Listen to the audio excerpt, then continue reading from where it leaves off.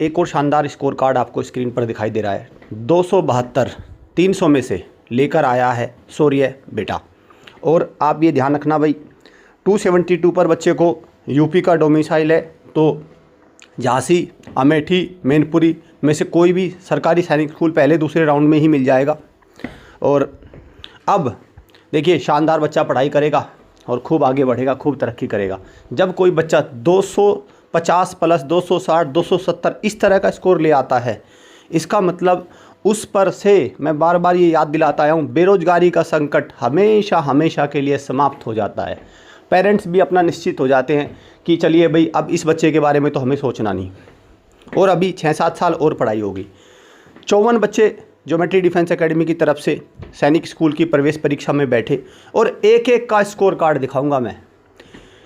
कई जगह तो ऐसा होगा कि जो हमारी एकेडमी का लोवेस्ट स्कोर है वही भारत की ज़्यादातर एकेडमीज़ का हाईएस्ट मिलेगा। देखना, जो हम बाद में भी सारे स्कोर लेकर आ रहा हूँ मैं, तो आप चेक करेंगे जो हमारा लोवेस्ट है ना, वही हाईएस्ट हो जाएगा भाई। और ज़्यादातर ये जो लुटेरे झुंझुनू और सीकर में बैठे हैं ना, अब होता क्या है, बिहार का, यूपी का बहुत सारा आदमी जाता है वहाँ पर, बच्चे जाते हैं, अपने पेरेंट्स अपने बच्चों को लेकर जाते हैं, एक अटैची बड़े बड़े उत्साह के साथ जाते हैं, बहुत कुछ मिठाई डब्बे लेकर जाते हैं कि हाँ भाई बच्चे को झुंझुनू सीकर पढ़ाएंगे, कोचिंग कराएंगे।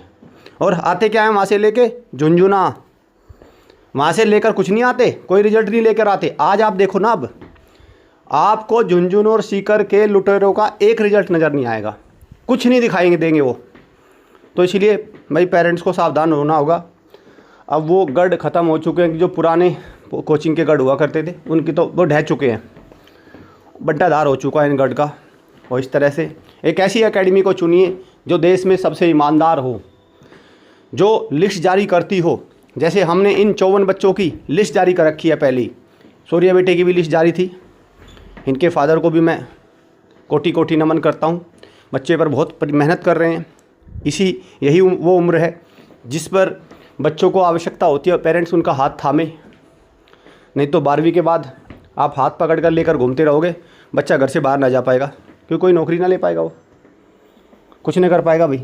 अभी प्रयास करिए और अभी उनकी स्किल्स को, बच्चे की स्किल्स को डेवलप करने की कोशिश करिए, तभी जाकर उसका शानदार भविष्य बनेगा, तभी वो जाकर 12वीं के बाद एक ऊंची छलांग लगा पाएगा।